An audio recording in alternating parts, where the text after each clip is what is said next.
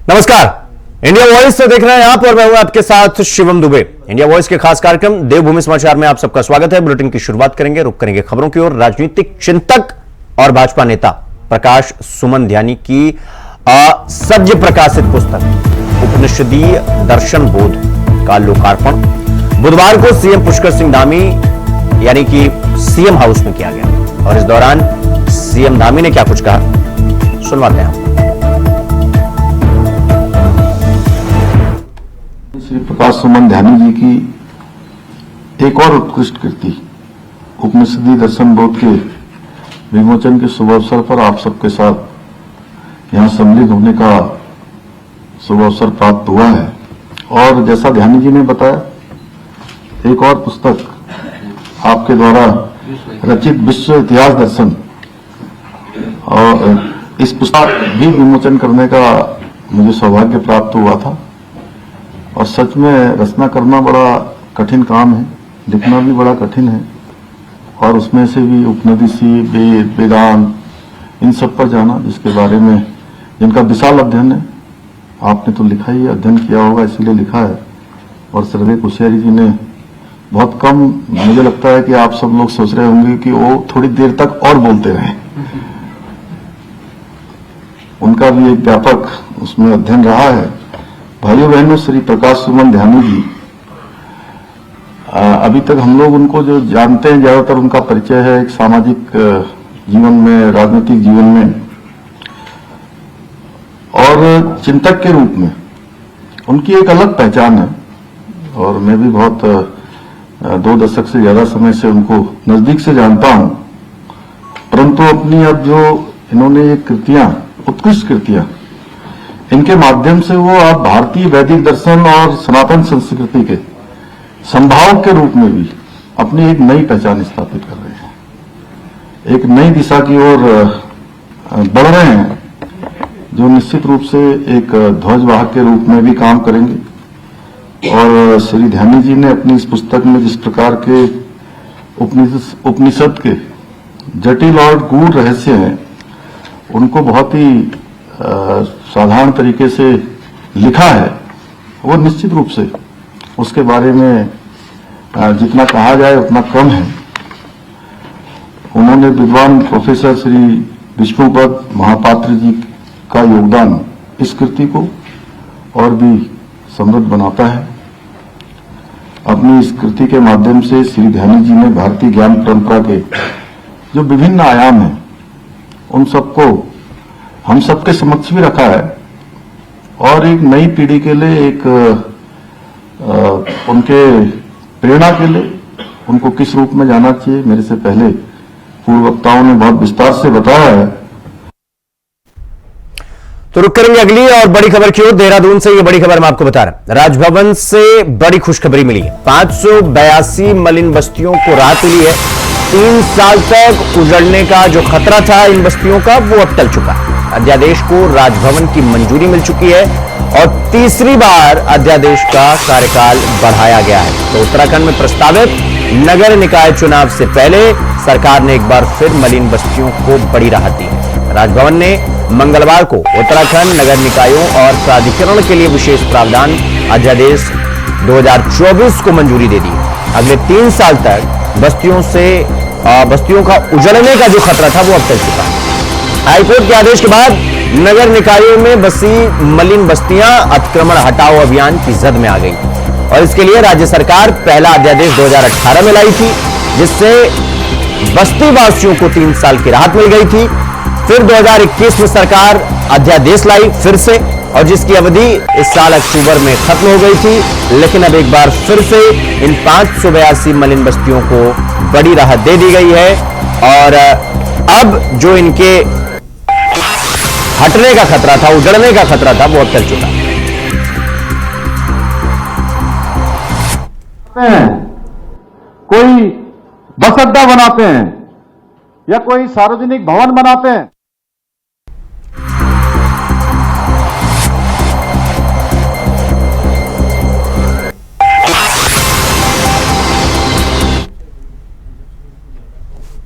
तो प्रदेश में चल रहे मलिन बस्तियों के नियमितीकरण को लेकर सियासत शुरू हो गई।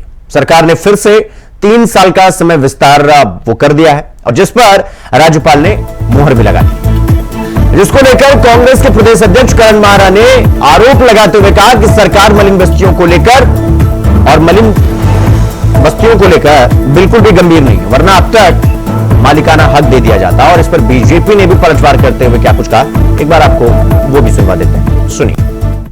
देखिए, मेरा ये कहना है कि जब पहले पूर्ववर्ती सरकारों ने ऑलरेडी इसमें कहा था कि हम ये करेंगे, तो इसको क्यों 3 साल के लिए टाला जा रहा है? 3 साल का कार्यकाल किसी को कोई राहत नहीं देता।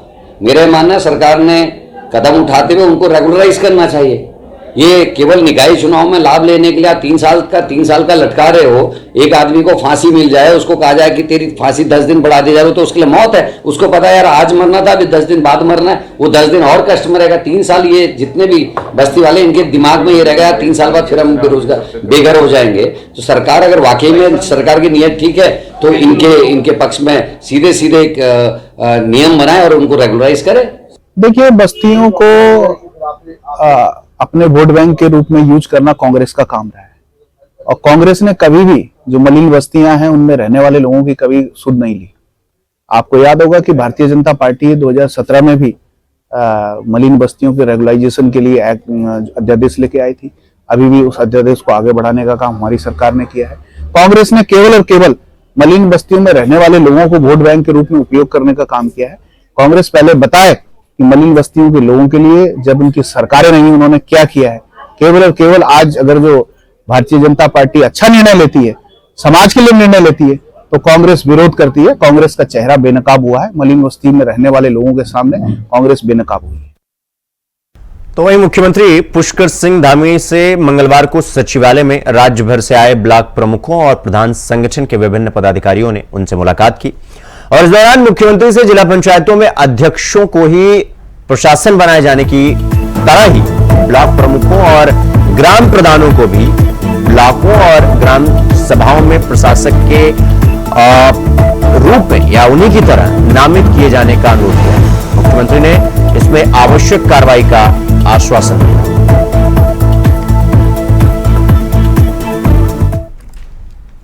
तो रुक करेंगे अगली खबर की ओर। अगली खबर पिथौरागढ़ से है, जहां राष्ट्रीय ओलंपिक खेलों में पिथौरागढ़ को बॉक्सिंग का प्रतिनिधित्व करने को मिला है और इसी को लेकर क्षेत्रीय विधायक मयूख महर लेलू स्पोर्ट्स कॉलेज पहुंचकर विकास कार्यों की जानकारी ली। साथ ही बॉक्सिंग हॉल, खिलाड़ियों, प्रशिक्षकों और निर्णायकों के लिए रुकने और अभ्यास करने की व्यवस्थाओं की भी जानकारी ली। इसके साथ ही उन्होंने जल्द से जल्द कार्यों को पूरा करने का निर्देश भी दिया।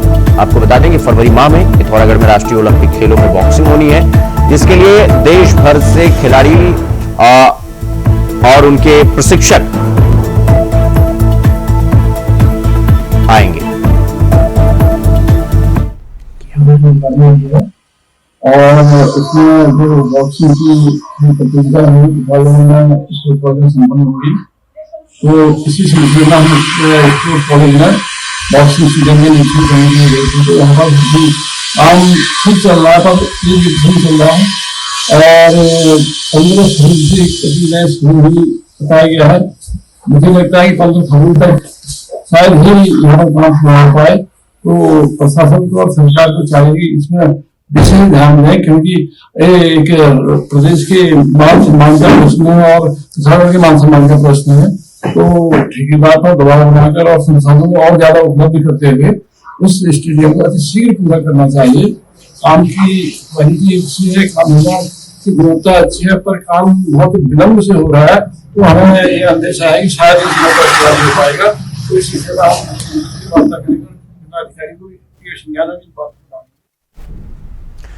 तो अगली बड़ी खबर देहरादून से आपको बता दें कि भू कानून के उल्लंघन से जुड़ी हुई ये बड़ी खबर हम आपको बता रहे हैं और इसमें खरीदार ही नहीं बल्कि अफसर भी उतने ही जिम्मेदार। नियमों की अनदेखी करने वालों पर कार्रवाई की जाएगी और सबसे ज्यादा मामले नैनीताल, देहरादून में वहां पर देखने को मिल रहा है। यानी कि सबसे ज्यादा जो मामले सामने निकल कर आ रहे हैं वो नैनीताल और देहरादून से। करीब 434 लोगों को 166 नोटिस जारी किए गए। तो ये भू कानून के उल्लंघन का ये पूरा मामला है और करीब 434 लोगों को 166 नोटिस जारी किया गया।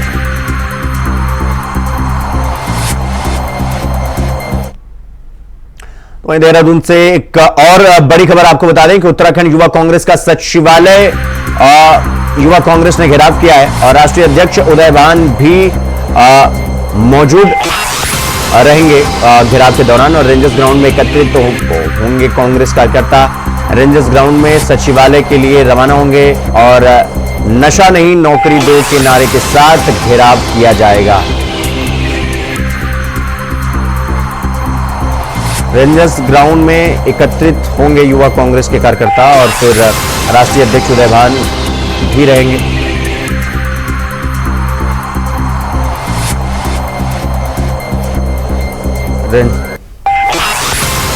रेंजर्स ग्राउंड से सचिवालय के लिए रवाना होंगे और नशा नहीं नौकरी दो, ये पूरा मुद्दा है और इसी नारे के साथ घेराव किया जाएगा। धनराज हमारे सहयोगी हमारे साथ जुड़ गए हैं देहरादून से। धनराज, आज ये जो कहा जा रहा है कि उत्तराखंड युवा कांग्रेस सचिवालय का घेराव करेगा, राष्ट्रीय अध्यक्ष उदय भान भी रहेंगे, क्या कुछ पूरा मामला है और किस वजह से ये घेराव किया जा रहा है? बिल्कुल, हाल ही में कुछ युवाओं की यहाँ पर मौत हुई थी, जो कि कारण आया था कि नशा, और इसी नशे को रोक लगाने के लिए कहीं ना कहीं आज कांग्रेस के जो युवा कार्यकर्ता है वो सचिवालय का कूच कर रहे हैं और तमाम जो नेता हैं, बड़े नेता हैं, वो इस घेराव के अंदर शामिल है। और आप देख सकते हैं, मैं आपको दिखाना चाहूंगा किस तरीके से जो सैकड़ों की तादाद में जो कार्यकर्ता है वो सचिवालय पहुंचे हैं और सचिवालय पहुंचकर उन्होंने घेराव किया है। हालांकि पुलिस ने उनको बैरिकेडिंग लगाकर पहले रोक दिया है, क्योंकि तमाम जो इस तरह के नशे को लेकर कहीं ना कहीं इनका प्रदर्शन है, उनका साफ तौर पर कहना है कि युवाओं को नशा नहीं बल्कि नौकरी दो।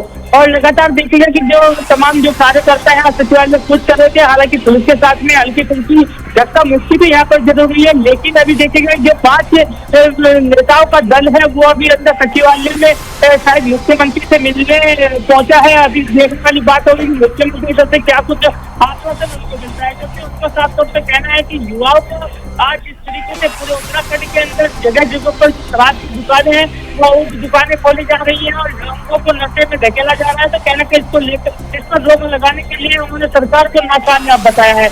और साफ तौर पर ये भी कहना है कि कहने की सरकार नाकामयाब हुई है, क्योंकि तमाम पहाड़ी क्षेत्रों की बात करें या अन्य क्षेत्रों की बात करें तो तमाम जगहों पर कहीं न कहीं इस तरह का नशा दिखता हुआ नजर आ रहा है, लेकिन जो सरकार है वो नाकामयाब साबित हो रही है।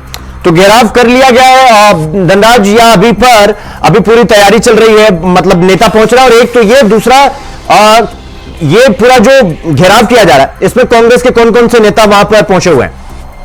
बिल्कुल सीएम, देखिए जो घेराव है वो सचिवालय का घेराव किया गया है और तमाम जो नेता है प्रीतम सिंह की बात करें वो यहाँ पर मौजूद है। इसके साथ ही करण मेहरा जो प्रदेश अध्यक्ष है वो यहाँ पर मौजूद है। इसके साथ ही राष्ट्रीय जो युवा के अध्यक्ष है भानु यादव वो भी यहाँ पर सम्मिलित हुए हैं। और इसके साथ ही देखिएगा कि बड़े जो नेता है, तमाम जो विधायक हैं कांग्रेस के वो यहाँ पर शामिल हुए हैं और उनकी एक ही मांग है कि युवाओं को नशा नहीं बल्कि नौकरी दो, क्योंकि लगातार रोजगार की मांग भी कांग्रेस यहाँ से करती हुई नजर आती है और तमाम जो मांगे हैं उनको लेकर आज जो घेराव किया गया है। तो धनराज, ये जो कहा जा रहा है कि नशा नहीं नौकरी दो, मतलब नशा कुछ इस तरीके से कि जिस तरह से घटनाएं कुछ सामने आई उसको लेकर कांग्रेस क्या माहौल बनाने की कोशिश कर रही है, क्योंकि लगातार उत्तराखंड में ये है कि भाई ये ठेके हैं वो देर रात तक खुले रहते हैं और उसकी वजह से युवा नशे की जद में आ रहा है।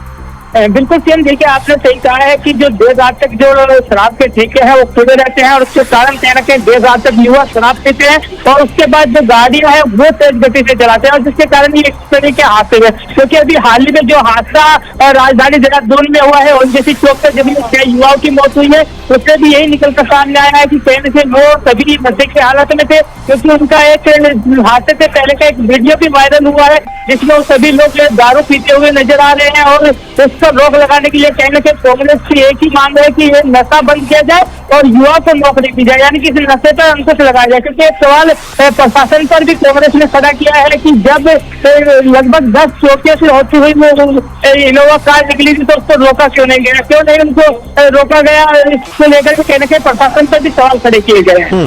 धनराज, अगर चूंकि अब इस तरह के मामले सामने आएंगे तो जाहिर सी बात है कि कांग्रेस तो मुद्दा उठाएगी और नशा नहीं नौकरी दो ये मुहिम भी एक प्रकार से ठीक ही है, लेकिन सवाल ये खड़ा होता है कि क्या ये चुनाव के भी मद्देनजर देखा जाए या दूसरा ये हो सकता है कि जिस तरीके से घटनाएं हो रही हैं कांग्रेस का ये पहल ये अभियान या सचिवालय का जो घेराव वो बेहतर।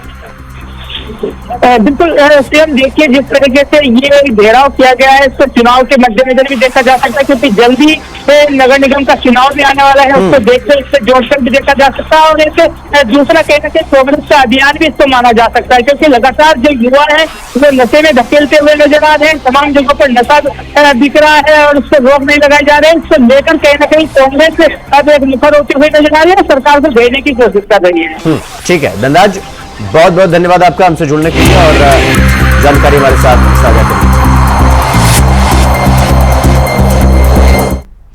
अगली खबर रुद्रप्रयाग से है, जहां जिला पंचायत सदस्यों का कार्यकाल समाप्त होने के बाद अब जिला पंचायत अध्यक्षों को ही प्रशासक नियुक्त किया गया है।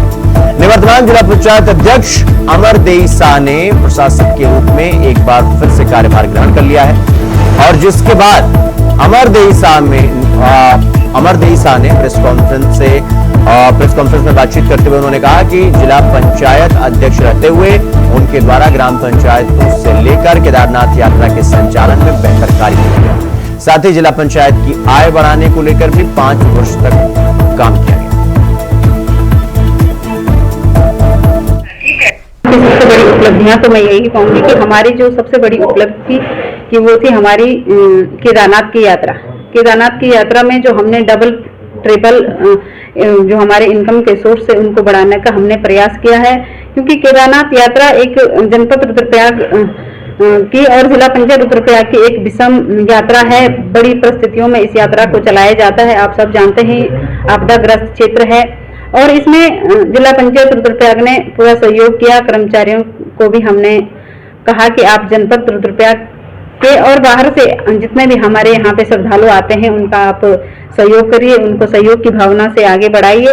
तो सबसे पहले तो मैं यही कहूंगी कि जो हमारी केदारनाथ की जो हमारी सोनप्रयाग की जो पार्किंग थी, उस पार्किंग का जो हमारा जो इनकम थी वो पहले बहुत कम थी और इन 2-3 सालों में हमने उसका जो आय का जो साधन हमने ज्यादा उसमें बढ़ाने की कोशिश की, तो वो हमारे 3 करोड़ तक चली गई है।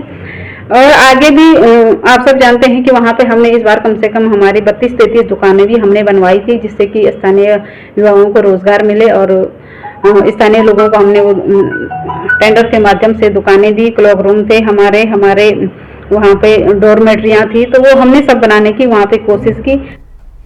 रुक करेंगे अगली खबर की ओर। खबर पौड़ी से है, जहां चारा उत्पादन और साइलेज प्रशिक्षण के तहत विशेषज्ञों ने स्वायत्त सहकारिता को उन्नत किस्म के चारे की तकनीकी की जानकारियां दी। साथ ही उन्होंने कहा कि दुधारू पशुओं के लिए सही और संतुलित चारा बेहद अनिवार्य है। और बता दें कि ग्राम उत्थान परियोजना की पहल पर 2 दिवसीय चारा उत्पादन और साइलेज प्रशिक्षण का उद्घाटन विधायक राजकुमार पुरी ने की। साथ ही उन्होंने समूहों की आजीविका को समृद्ध करने को लेकर प्रशिक्षण कार्यक्रम को जरूरी बताया। उन्होंने ये भी कहा कि विशेषज्ञों की ओर से बताई जा रही जानकारी के माध्यम से समूह दुधारू पशुओं की देखरेख और उन्हें पोषण युक्त आहार सही मात्रा में दे सकेंगे।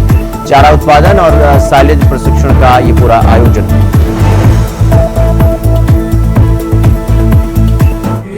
है, महिलाओं पर आधारित है और वास्तव में 2014 के बाद जब से सरकार भारतीय जनता पार्टी की पूरे देश में आई है, महिलाओं के प्रति और महिला किस तरह से काम करे, किस तरह से विकास की मुख्य धारा में जुड़े, इसके प्रति आदरणीय मोदी जी का और हमारे आदरणीय पुष्कर सिंह धामी जी का एक सपना है और उस दूरी पे हमेशा काम किया जाता है। तो उसी तरह पे आज जो ये कार्यक्रम रखा गया है कि चारा प्रशिक्षण, जो हम अपने पशुओं को चारा देते हैं वो किस तरह का चारा हम पिछले दशकों में देते थे, पिछले वर्षों में देते थे और आज हम किस तरह का चारा पशुओं को दें ताकि हमारी इनकम भी बढ़े, हमारा पशु भी स्वस्थ रहे और हमारा जो है विकास अधिक हो और हम अपने क्षेत्र के विकास की धुरी में जुड़ते रहें। अगली खबर उत्तराखंड से है, जहां पर पहाड़ी दीपावली यानी बग्वाली धूमधाम के साथ मनाई गई। पहाड़ी पारंपरिक वेशभूषा के साथ महिलाओं और पुरुषों ने जमकर नृत्य कर यानी नाच गाना किया। उल्लास के साथ इस त्योहार को मनाया और इस मौके पर ग्रामीणों ने घरों में विभिन्न प्रकार के पकवान बनाए, जिसमें स्वाले, पकौड़े और चूड़ा को विशेष तौर पर इस दीपावली का मुख्य प्रसाद माना जाता है। आपको बता दें कि इस त्योहार में सभी लोग घर आते हैं और उल्लास के साथ इस त्योहार को मनाते हैं।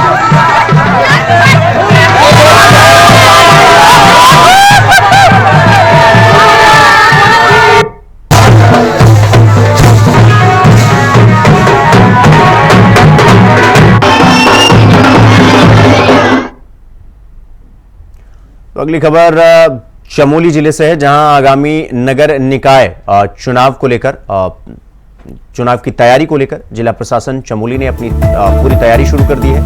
नगर निकाय चुनाव को सफल संपादन को लेकर जिला मजिस्ट्रेट संदीप तिवारी ने रिटर्निंग और सहायक रिटर्निंग ऑफिसरों की तैनाती के आदेश जारी कर दिए हैं।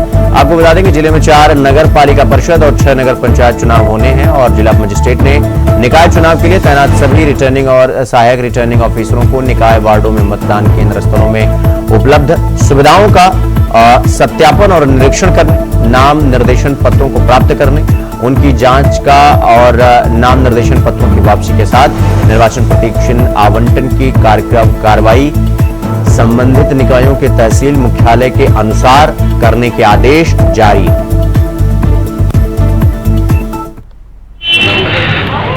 नगर निकाय चुनाव के लिए हमने 2 बैठकें आयोजित करनी है सभी अधिकारियों के साथ और आरओ नियुक्त कर दिए गए हैं। उसके अतिरिक्त सभी को ये निर्देश कर दिया गया है कि जो हमारे मतदान केंद्र बनेंगे उनका एक बार स्थलीय निरीक्षण कर लिया जाए और यदि कोई कमी वहां पाई जाती है तो उसको समय से दुरुस्त करते हुए आवश्यक कार्रवाई कर ली जाए। उसके अतिरिक्त जो भी राज्य निर्वाचन आयोग से हमें दिशा निर्देश प्राप्त हो रहे हैं उसके क्रम में कार्रवाई की जा रही है और लगातार अब नियमित रूप से बैठकें की जाएंगी। और तो अगली खबर देहरादून से है, जहां एसएसपी देहरादून द्वारा शुरू की गई नवीन पहल के तहत यातायात नियमों का उल्लंघन करने वाले के खिलाफ अब बड़ी कार्रवाई की गई और इस दौरान सभी 271 युवाओं के परिजनों से यानी परिवार वालों से पुलिस ने फोन पर बात की और उनकी काउंसलिंग करते हुए यानी उनको समझाते हुए, उनको बताते हुए यातायात नियमों के प्रति जागरूक करने के लिए उनको प्रेरित किया गया, यानी उनको समझाया गया।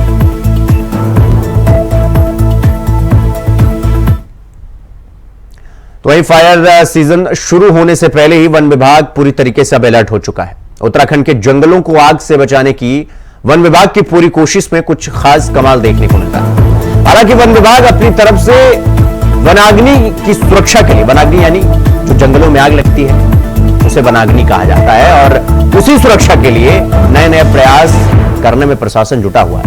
और इसी एक प्रयास के तहत अल्मोड़ा जिले के विकासखंड सभागार भिकिया सैंड में प्रयागी वनाधिकारी भूमि संरक्षण रानीखेत जगमोहन सिंह रावत के निर्देशन पर उप प्रभागीय वनाधिकारी रानीखेत राजकुमार के नेतृत्व में वन विभाग ने वन पंचायतों के सरपंचों, क्षेत्र जनप्रतिनिधियों, ग्राम प्रधान और स्थानीय ग्रामीणों के साथ एक दिवसीय कार्यशाला की आयोजित की गई और जिसमें आगामी फायर सीजन, जैव विविधता, वन पंचायत अधिकार सहित विभिन्न मुद्दों पर चर्चा की गई। साथ ही वन्य पंचायतों की अन्य समस्याओं पर भी चर्चा की। उनमें से अधिकतर का मौके पर ही समाधान किया गया।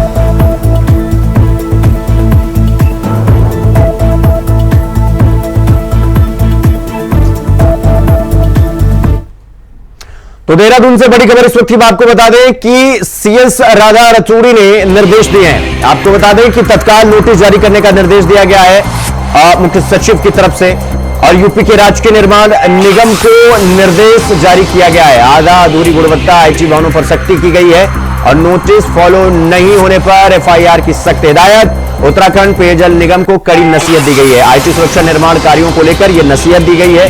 तो आपको बता दें कि यूपी के आधी अधूरी गुणवत्ताहीन आईटी भवनों पर सख्ती की गई है और एफआईआर का भी सख्त हिदायत दिया गया है कि अगर लापरवाही हुई तो एफआईआर दर्ज की जाए। किसी भी हाल में लापरवाही बर्दाश्त नहीं की जाएगी और नोटिस फॉलो न करने पर भी कड़ी कार्रवाई की जाएगी। तो उत्तराखंड पेयजल निगम को कड़ी नसीहत दी गई है मुख्य सचिव राधा रतूड़ी की तरफ से।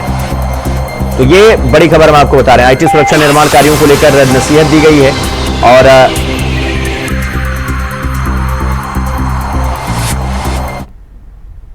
तो देवभूमि समाचार में फिलहाल अभी के लिए बस इतना ही। देश और दुनिया की तमाम खबरों को देखने के लिए देखते रहिए इंडिया वॉइस। नमस्कार।